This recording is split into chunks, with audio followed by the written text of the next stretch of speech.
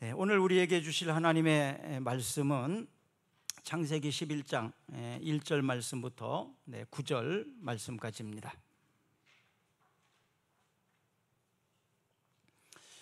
온 땅의 언어가 하나요 말이 하나였더라. 이에 그들이 동방으로 옮기다가 시나이 평지를 만나 거기 거류하며 서로 말하되 자 벽돌을 만들어 견고히 굽자 하고 이에 벽돌로 돌을 대신하여 역청으로 진흙을 대신하고 또 말하되 자 성읍과 탑을 건설하여 그 탑 꼭대기를 하늘에 닿게 하여 우리 이름을 내고 온 지면에 흩어짐을 면하자 하였더니 여호와께서 사람들이 건설하는 그 성읍과 탑을 보려고 내려오셨더라. 여호와께서 이르시되 이 무리가 한 족속이여 언어도 하나이므로 이같이 시작하였으니 이후로는 그가 하고자 하는 일을 막을 수 없으리로다.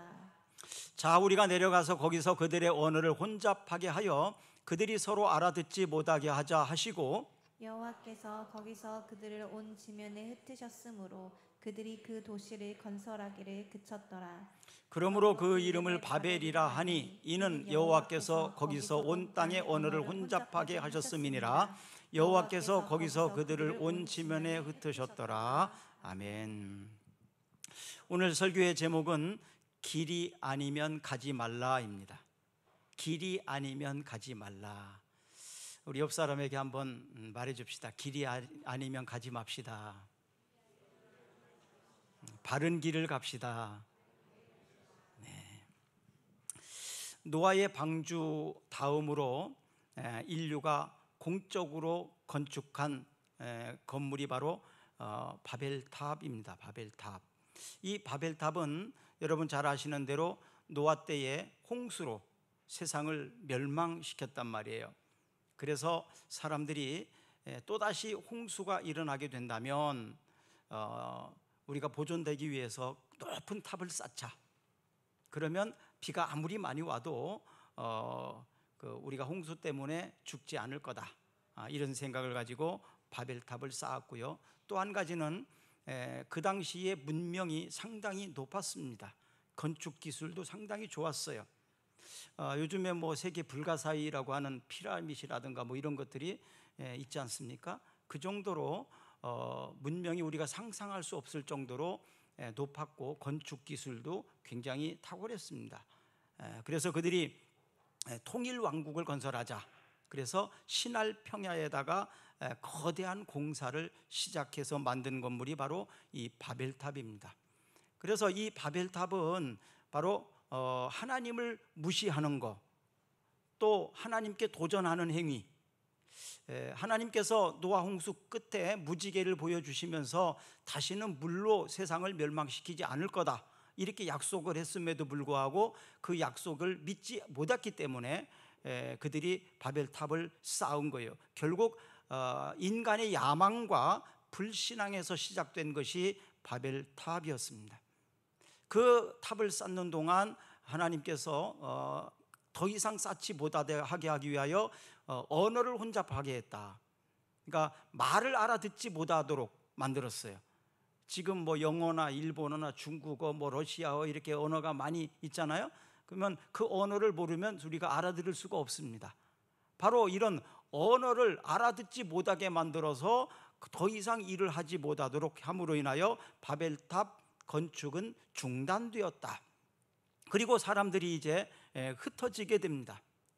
결국 사람들에게 있는 두려움은 어디서 오느냐 하면 하나님을 믿지 못하는 불신으로부터 시작됩니다. 그래서 두려움은 바로 불신이에요. 하나님을 믿지 못하는 두려움, 이것이 바로 우리에게 불신으로 나타난 것입니다. 그러니까 하나님을 믿지 못하는 것, 이것이 두려움이에요. 하나님이 나를 지켜주신다, 하나님 나를 인도해 주신다, 이런 것을 믿는다면 두려울 필요가 없어요. 어린 아이들이 부모님과 같이 있을 때는 두려움을 갖지 않습니다. 왜냐하면 우리 부모님은 슈퍼맨들이니까, 뭐든지 다 해줄 수 있으니까. 그런데 그 아이가 조금씩 성장하면서 우리 엄마도 우리 아버지도 해줄 수 있는 것이 없더라, 못 해주는 게 많더라, 이 사실을 알기 시작하면서부터는 이제 두려움을 갖기를 시작을 하죠. 창세기 9장 11절에 보시면 내가 너희와 언약을 세우리니 다시는 모든 생물을 홍수로 멸하지 아니할 것이라. 땅을 멸할 홍수가 다시 있지 아니하리라. 이것은 홍수로 세상을 멸망시키고 난 다음에 하나님이 하신 약속이에요. 그러니까 아무리 홍수가 크게 일어난다 할지라도 세상의 종말은 다시 물로 오는 건 아니다, 이런 사실을 우리는 알 수 있습니다. 또 9장 15절에 보시면 내가 나와 너희와 및 육체를 가진 모든 생물 사이에 내 언약을 기억하리니 다시는 물이 모든 육체를 멸하는 홍수가 되지 아니할지니라, 이렇게 말했습니다. 자, 당시의 바벨탑 건축, 이것은 아까 말씀드린 대로 충분한 기술력이 있었어요. 또한 자재도 충분했습니다. 그렇기 때문에 얼마든지 이것은 할 수 있었다, 실패할 확률이 거의 없다. 그런데도 불구하고 그 건축물은 성공하지 못했습니다. 왜 그랬다고요? 오늘 말씀 보니까 하나님이 막으셨다, 하나님이 성공하지 않게 하셨다, 이런 얘기입니다. 사람들이 다니는 길이라는 게 있어요. 자동차만 다닐 수 있는 길을 우리는 자동차 전용 도로라고 그래요. 뭐 고속도로 이런 것들, 바로 자동차만 다닐 수 있는 길입니다. 거기에는 사람이 걸어가면 안 됩니다. 거기에는 뭐 이륜 자동차가 간다거나 자전거가 간다거나 그런 것은 안 됩니다. 왜? 자동차만 갈 수 있는 길이니까. 또 자전거 전용 도로라는 것이 있어요. 우리 전주 같은 데가 보면 자전거가 갈 수 있는 길입니다. 자전거가 갈 수 있는 길에는 자전거만 가야 됩니다. 거기서는 엔진이 달려있는 오토바이가 가면 안 됩니다. 그렇죠? 자전거만 다니는 길이에요. 네. 또 사람이 걸어갈 수 있는 도로를 인도라고 그래요. 인도, 사람만 다닐 수 있는 길은 인도입니다. 그곳은 자동차나 뭐 자전거나 이런 것이 가면 안 됩니다. 왜? 사람만 가게 되어 있는 곳이니까. 그런데 사람과 자동차, 자전거 이런 것이 복합적으로 다닐 수 있는 길이 있어요. 그런 길에는 항상 우선순위를 정해 놓습니다. 여기는 사람이 우선이야. 대표적으로 횡단보도 같은 거예요. 횡단보도는 자동차가 다닐 수 있는 도로와 같이 포개져 있어요. 자동차가 횡단보도 위를 지나가게 할 수는 있습니다. 그러나 횡단보도는 사람이 우선이에요. 그래서 무조건 사람이 가면 자동차는 서야 됩니다. 왜? 사람이 우선이니까. 사람이 걸어가야 되는 길인데 자동차에게 갈 수 있도록 허용한 거예요. 그러나 우선은 사람에게 있는 것입니다. 또 자전거와 자동차가 함께 갈 수 있는 도로가 있어요. 그런데다가 어떤 데는 우선도로라는 게 있어요. 거기다 자전거 우선도로 그러면 그거는 자전거가 우선입니다. 그래서 자전거가 오면 자동차는 무조건 피해야 돼요. 왜냐하면 자전거가 우선도로니까. 이런 것처럼 함께 갈 수 있는 도로에는 우선도로라는 것이, 우선이라는 게 규정이 되어 있습니다. 대부분의 각종 사고들은 이런 규정을 지키지 않으면서 사고가 많이 발생하게 됩니다. 마찬가지로 그리스도인 하나님의 자녀들이 걸어가는 길이, 삶이 있어요. 또 하나님의 자녀가 아닌 사람들이 살아가는 방법이 있어요. 이건 다를 수 있습니다. 그래서 성도들이, 하나님의 자녀들이 살아가야 되는 방법, 또 그 길을 정해놨는데 요한복음 14장 6절 말씀해 보시니까 예수께서 이르시되 내가 곧 길이요 진리요 생명이니 나로 말미암지 않고는 아버지께로 올 자가 없느니라. 또 마태복음 7장 13절 14절에 보니까 좁은 문으로 들어가라. 멸망으로 인도하는 문은 크고 그 길이 넓어 그리로 들어가는 자가 많고 생명으로 인도하는 문은 좁고 길이 협착하여 찾는 이가 적음이라. 그리스도인, 바로 하나님 나라에 갈 수 있는 길이 있는데요, 그 길은 예수님이라는 거예요. 예수님 외에는 다른 길이 없다는 겁니다. 예수님을 통해서만 하나님 나라 갈 수 있다고 분명하게 이야기를 하고 있어요. 그래서 하늘나라 천국에 가는 길은 예수님을 믿어야 갈 수 있는 것입니다. 예수님을 통해서 갈 수 있는 길이에요. 다른 길은 없어요. 그런데 예수님을 믿는 길이 쉽지만은 않다는 거예요. 그래서 마태복음 7장에 기록된 대로 그 길은 좁답니다. 길이 좁대요. 길이 좁아서 많은 사람들이 가지 않는답니다. 사람들이 넓은 길로 가야 편하잖아요. 편하게 살 수 있는 길이 있어요. 그러나 성도들은, 바로 그리스도인들은 그 넓은 길을 마다 않고 좁은 길을 가는 겁니다. 왜? 그 길이 우리가 가야 될 길이니까. 그 길이 하나님 나라로 연결되어 있는 길이니까. 그 길이 마음에 들든 안 들든 우리는 그 길을 가야 됩니다. 왜? 그 길이 바로 우리가 걸어가야 될 길이기 때문에 그렇습니다. 바벨탑 사건, 이것은 바로 사람의 힘, 하나님을 의지하지 않고 내 이름을 내기 위해서 또 하나님을 불신하는 마음으로 만든 것이 바로 바벨탑이에요. 그래서 흙이나 돌 이런 걸 사람이 만들 수가 없잖아요. 흙을 사람이 못 만들잖아요. 돌도 사람들이 못 만들어요. 그래서 대체물로 한 것이 뭐냐 하면 벽돌입니다. 벽돌을 구워가지고 그것으로 건축물을 만드는 거예요. 그러면서 사람들은 말했을 거예요. 하나님이 만들지 않은 대체물로 이 벽돌을 구워서 우리는 건물을 지을 수 있다, 이렇게 아마 큰 소리 쳤을 거예요. 이 말은 뭐냐 하면 하나님 없이도 얼마든지 잘 살 수 있다, 그런 얘기예요. 하나님이 안 도와주셔도 난 할 수 있다, 이런 생각으로 한 거예요. 그래서 돌이나 흙이 아니라 벽돌을 구워가지고 건물을 지으면서 그들은 자신만만했습니다. 하나님 없이도 할 수 있다는 이 자신감. 창세기 11장 3절에 보시면 서로 말하되 자 벽돌을 만들어 견고히 굽자 하고 이에 벽돌로 돌을 대신하여 역청으로 흙을 대신하고 또 말하되 자 성읍과 탑을 건설하여 그 탑 꼭대기를 하늘에 닿게 하여 우리 이름을 내고 온 지면에 흩어짐을 면하자 하였더라. 결국 우리 이름을 내기 위해서 그 건물을 지었다는 것입니다. 성경은 사람들이 하나님을 자기 마음에 두기를 싫어했다, 이렇게 표현을 해요. 이것이 바로 하나님을 믿지 않는 사람들입니다. 예수님을 나의 구주로, 주인으로 영접해서 사는 사람을 우리는 그리스도인이라고 그래요. 그런데 예수님을 내 마음에 모시지 않는 거예요. 왜 내 마음에 예수님 모시지 않을까요? 하나님을 왜 그 마음에 두는 것을 싫어할까요? 이유는 한 가지입니다. 내가 주인 노릇하고 싶어서, 내가 주인이 되고 싶어서, 내가 주인 노릇하고 싶기 때문에 예수님을 내 마음에 모셔드리는 것을 거절하는 거예요. 요한계시록 2장 20절에 보니까 볼지어다 내가 문 밖에 서서 두드리노니 누구든지 내 음성을 듣고 문을 열면 내가 그에게로 들어가 그와 더불어 먹는다고 말씀하십니다. 그런데 문을 열지 않는 거예요. 왜? 내가 나의 주인인데 예수님 내 마음에 들어온 것을 거절하는 것이죠. 결국 내가 자유하기 위해서 예수님을 내 마음에 모시지 않겠다는 겁니다. 그러면 왜 자유를 사람들은 좋아할까요? 그것이 행복하다고 생각을 하니까. 정말로 자유로운 것이 행복한 건가? 부모님을 떠나는 것이 행복한 건가? 이런 질문하고 비슷한데요.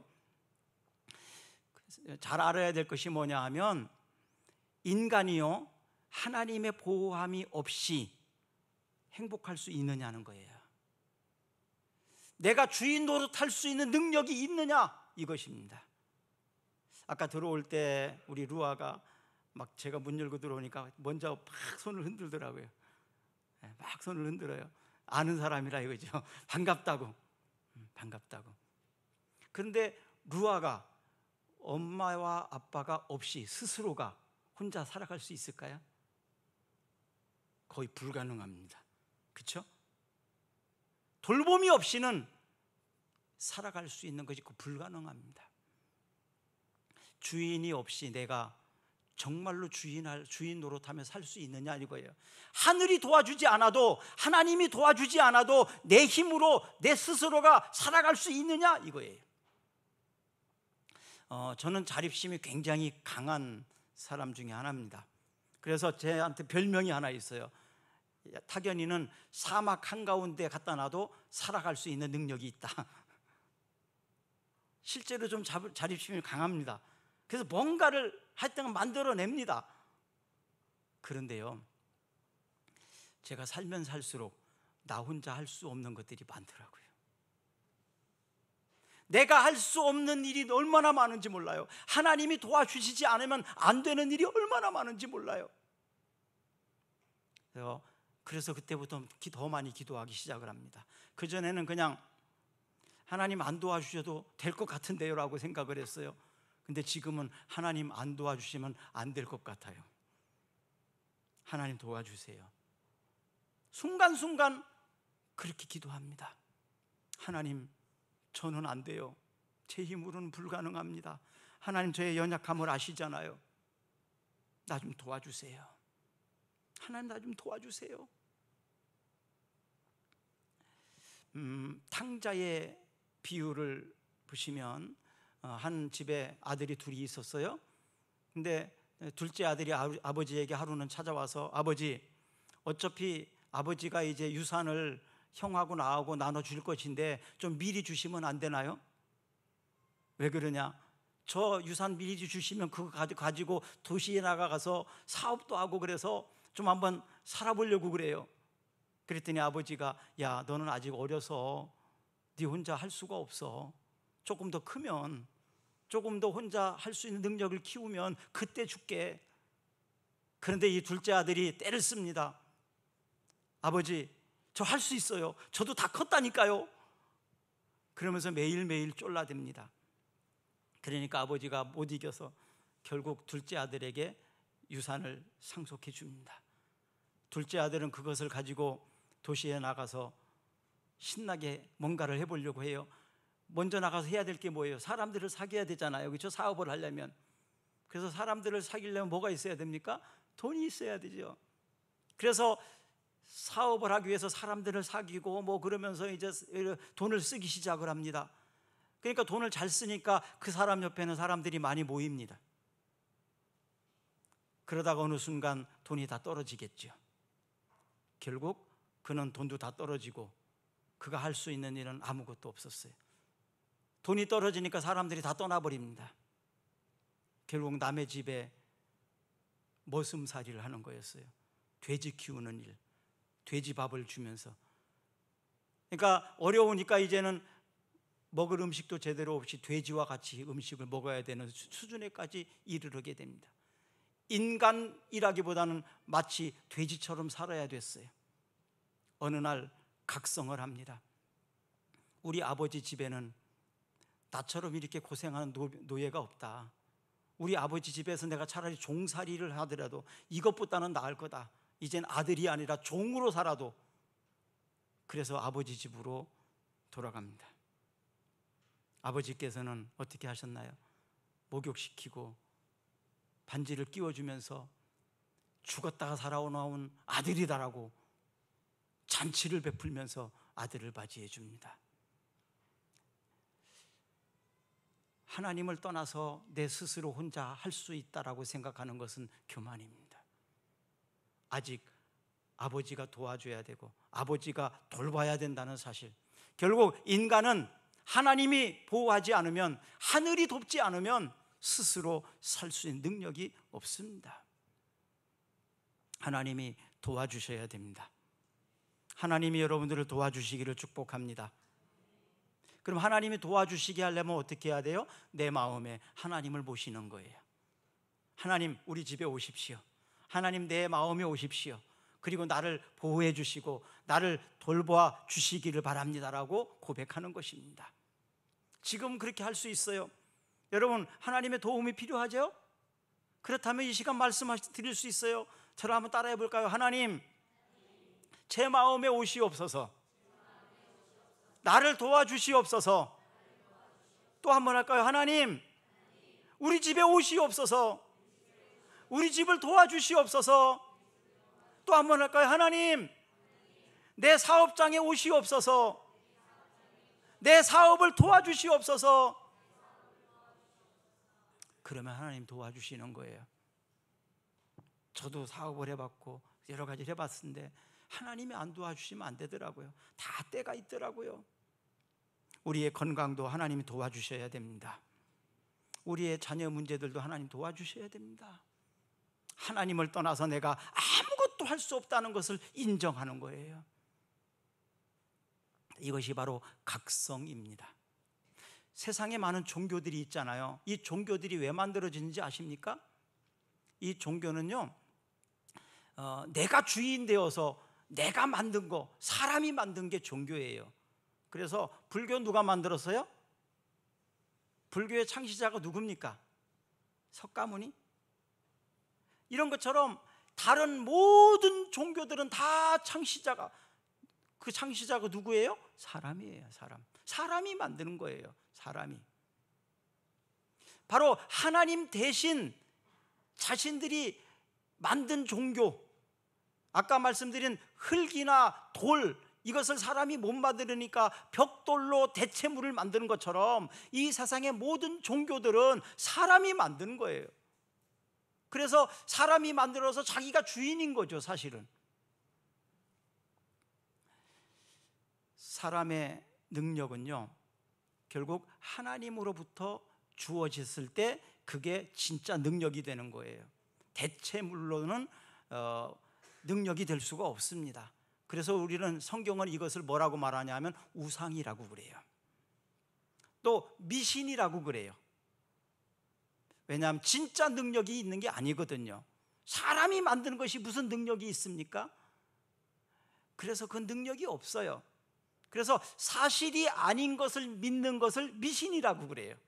사실이 아닌데 믿잖아요. 그러니까 이걸 미신이라고 그러는 거예요. 근데 사실인데 안 믿는 건 뭘까요? 불신이라고 그럽니다. 왜? 사실인데 안 믿으니까. 그건 우리는 불신이라고 말합니다. 사실을 사실대로 믿는 게 진짜 신앙입니다. 바로 기독교는 사실을 사실대로 믿는 신앙, 이게 진짜 믿음이지요. 바로 이렇게 타락하게 된 것이, 최초의 타락자가 누구냐 하면 천사 루시퍼입니다. 그것이 하나님을 배반하고 하나님께 도전해서 바로 사탄이 된 것입니다. 마귀가 된 거예요. 이사야 14장 13절 14절을 한번 읽어볼까요? 내가 내 마음에 이르기를 내가 하늘에 올라 하나님의 뭇별 위에 내 자리를 높이리라. 내가 북극 지폐의 산 위에 있으리라. 가장 높은 구름이 올라가 지극히 높은 이와 같아지리라 하는도다. 지극히 높은 자, 바로 하나님. 내가 지극히 높은 자와 견준다, 싸우겠다. 이것이 바로 천사의 타락입니다. 결국 교만이라는 게 뭐냐 하면 하나님하고 맞서려고 하는 거예요. 또 하나님을 믿지 않는 것 자체가 교만입니다.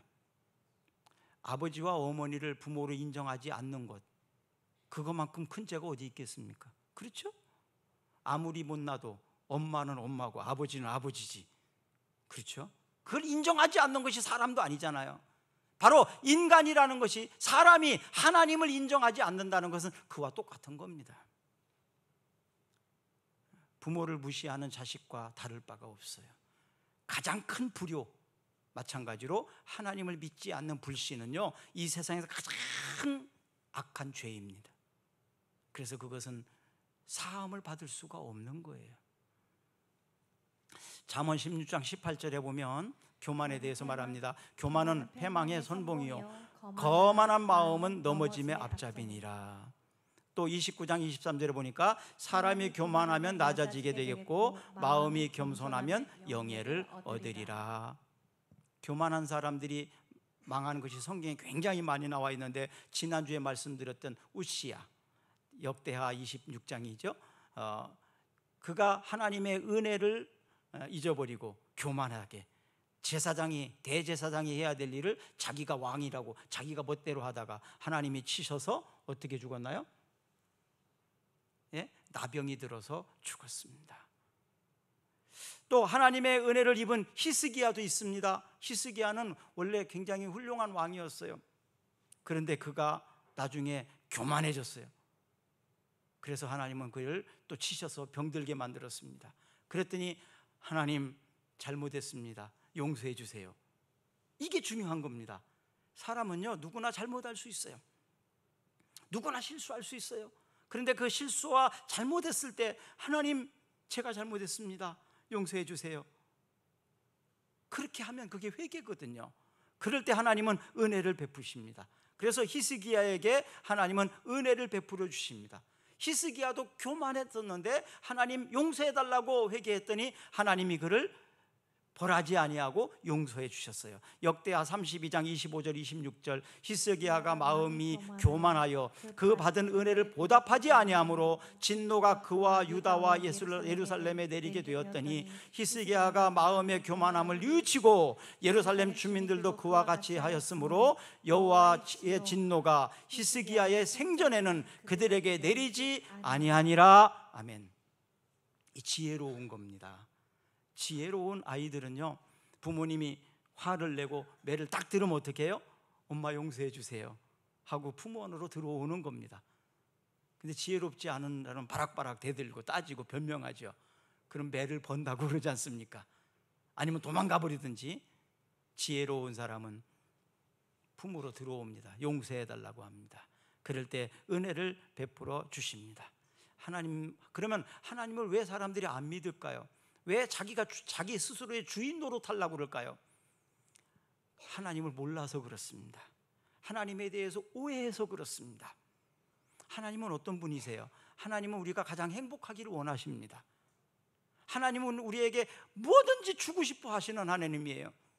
그래서 자기 아들까지 주시니가 무엇을 못 주시겠느냐? 하나님이 세상을 이처럼 사랑하사 독생자를 주셨으니 이는 저를 믿는 자마다 멸망하지 않고 영생을 얻게 하려 하심이라. 하나님은 멸망시키려고 하는 게 아니라 하나님은 영생을 얻게 하시려고 하고 하나님은 더 좋은 걸 주시려고 하시는 분이세요. 그런데 그 하나님에 대해서 모르니까 오해하고 하나님을 마음에 모시지 않는 겁니다. 내가 주인 노릇하려고 하는 거예요. 사람이요, 자기가 주인 노릇할 능력이 없는 사람은 주인 안 되는 것이 축복입니다. 어떤 사람들은 보면요, 사장이 되면 다 좋은 것 같죠. 사장이 된다고 좋은 거 아니에요. 어떤 사람은 사장이 되면 망하는 사람도 있어요. 그런 사람은 사장 안 해야 돼. 차라리 그냥 직원으로 가서 월급 따박따박 받아가지고 그냥 일하는 게 훨씬 행복하고 편합니다. 왜? 사장이 될 만한 능력이 없거든요. 그러니까 내가 주인이 된다고 내가 행복한 게 아닙니다. 오히려 주인이 될 수 있는 능력이 내게 없는데 내가 나의 주인이 되면 불행해지는 거예요. 자, 하나님에 대해서 무슨 오해를 하고 있느냐? 하나님이 나의 주인이 되면 내가 자유를 빼앗기고 내가 행복하지도 않을 거라는 오해입니다. 오히려 하나님이 나의 주인이 되면 나는 행복해질 수 있어요. 왜? 그 하나님은 나의 행복을 가장 원하시는 분이니까.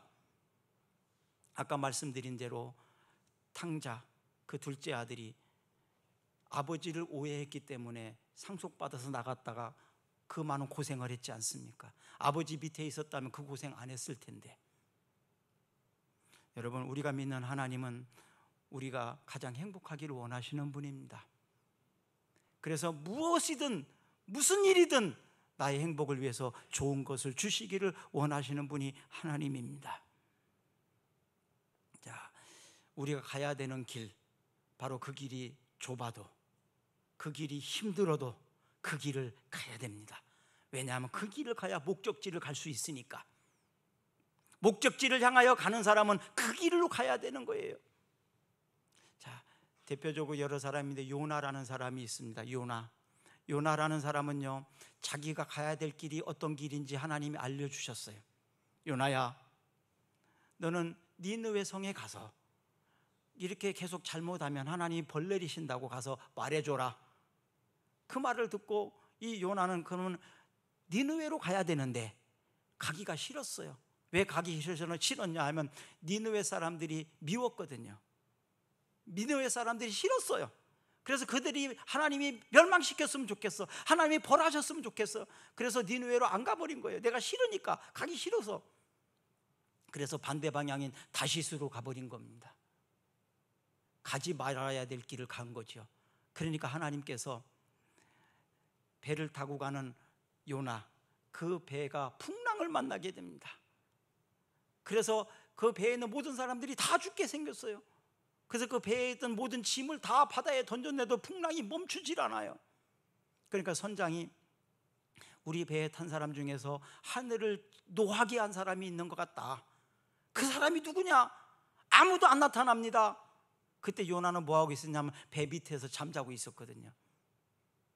그러니까 아무도 자기 잘못이라고 얘기하는 사람이 없어요.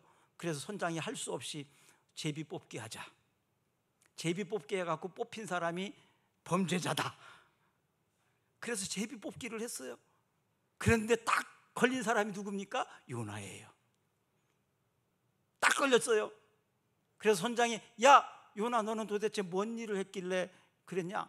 사실은요 제가 하나님 말을 어기고요 니느웨로 가야 되는데요 다시스로 좀 가고 있는 거예요. 그래서 할 수 없이 요나를 바다에다 던집니다. 그러니까 바다는 잔잔해지고 요나 때문에 괜히 그 배에 탄 사람들은 죽을 고생한 거예요. 그리고 물건 다 바다에 빠지고 요나 한 사람 때문에, 요나 한 사람이 불순종해서 주변 사람들이 다 행복하지 못하고 힘들어지게 된 거예요. 요나 하나 때문에. 결국 하나님은 요나를 니느웨 성으로 데리고 가서 외치게 만들었잖아요. 불순종하는 나 하나 때문에 내 주변 사람들이 다 힘들어질 수도 있어요. 그럼 어떻게 해야 됩니까? 회개해야 됩니다. 이 중에는 아마도 요나처럼 매 맞고 온 사람도 있을 거예요. 정신 차린 사람도 있을 거예요. 어떤 사람은 아직도 돌아오지 않은 사람도 있을 것입니다. 그런 사람은 빨리 돌아와야 내 주변 사람들이 나 때문에 안 힘들어집니다. 나 때문에 주변 사람들이 행복하셨으면 좋겠습니다. 그럼 요나처럼 살면 안 됩니다. 내가 바르게 살면 내 주변 사람들이 행복해집니다. 내가 바르게 살지 않으면 내 주변 사람들이 힘들어집니다. 그래서 우리가 잘 살아야 돼요. 사울이라는 사람이 있습니다. 이 사울은요 자기가 잘못하는 걸 몰랐어요. 모르고 그런 거예요. 아까 요나는 알면서 그런 거고 사울이라는 사람은 모르고 그런 거예요. 모르고 그럴 수 있잖아요. 모르고 갈 수 있어요. 그래서 이 사울이 예수 믿는 사람들을 잡아서 신고하려고 다메섹으로 가는 길에 주님께서 사울을 부릅니다. 사울아 사울아 너 지금 어디 가니? 누구십니까? 네가 핍박하는 내가 예수다. 그러니까 사울이 깜짝 놀라가지고 아니 내가 언제 예수님을 핍박했습니까? 너 지금 예수 믿는 사람들을 잡으러 가는 거 아니냐? 네가 가는 길은 그 잘못된 길이다. 그때서 사울이 깨달은 겁니다. 그리고 아나니아를 만나서 그가 인도함을 받고 사도 바울로서 엄청난 사역을 할 수 있었던 것입니다.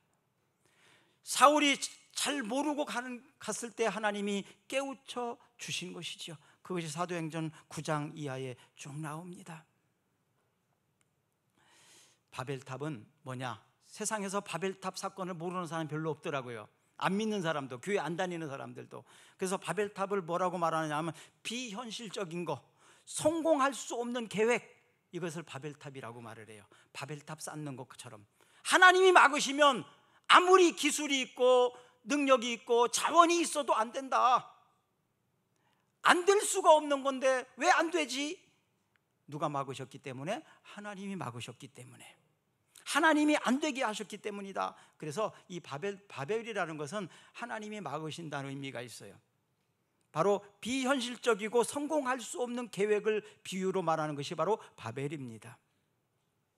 결국 바벨탑 건설은요 하나님의 뜻을 생각하지 아니하고 사람들끼리 서로 의논해가지고 자기들의 뜻대로 한 거예요. 이게 바벨탑입니다. 자, 다시 말씀드립니다.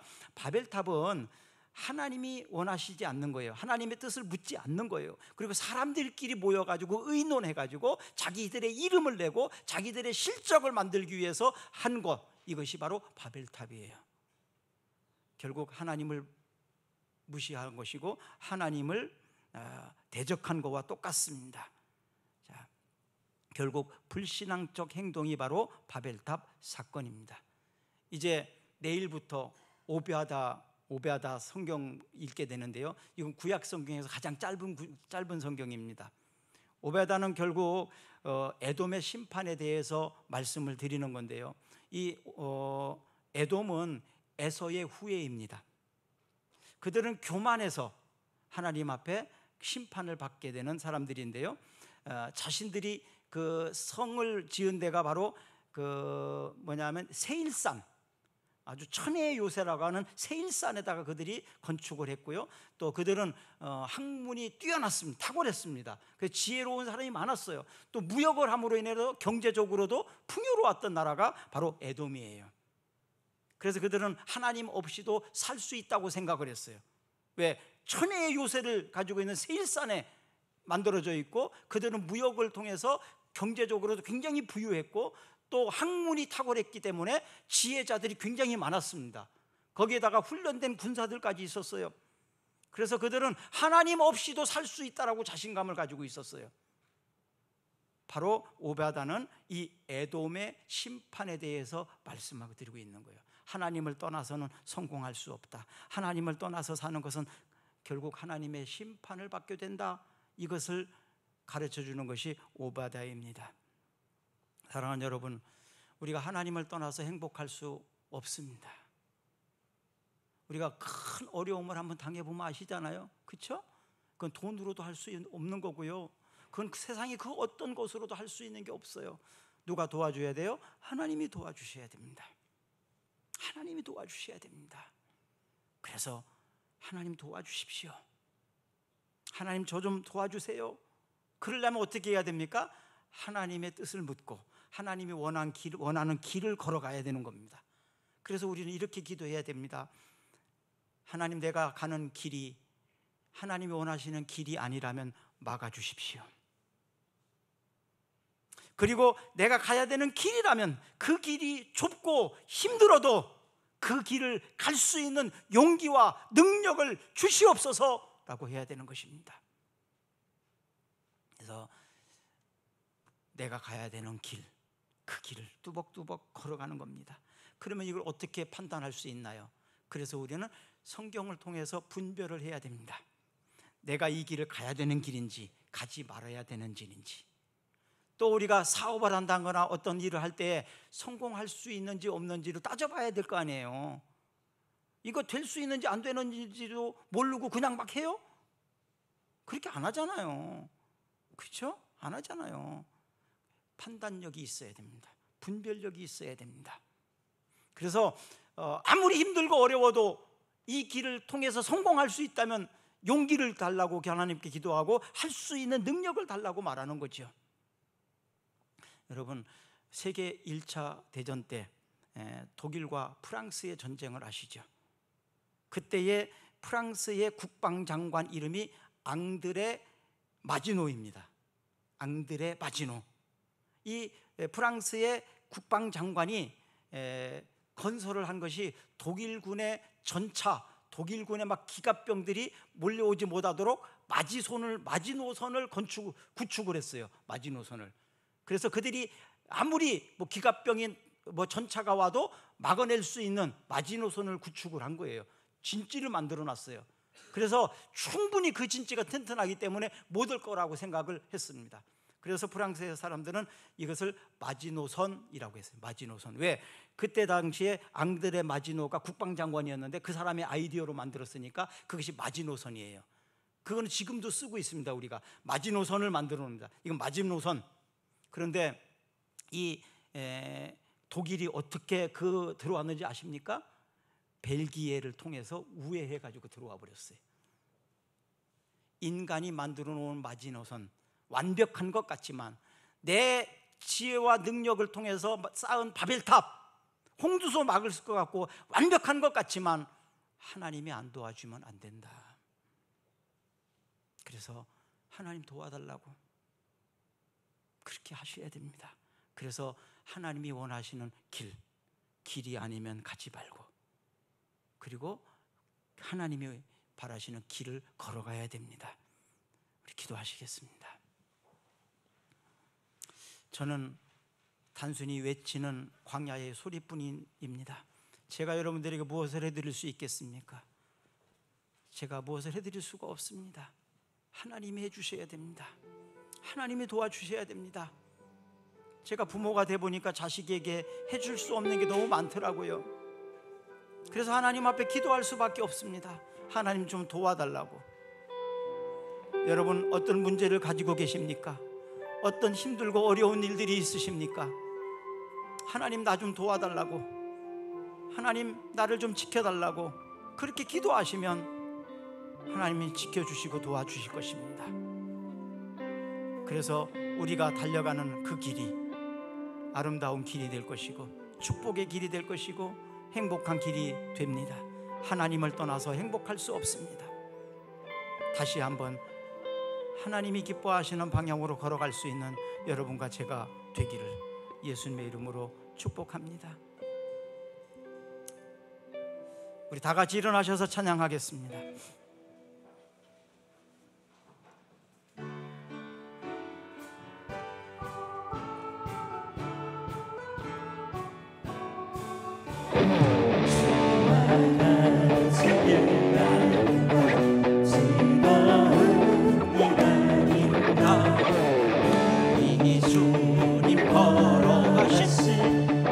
발자취를 밟겠네.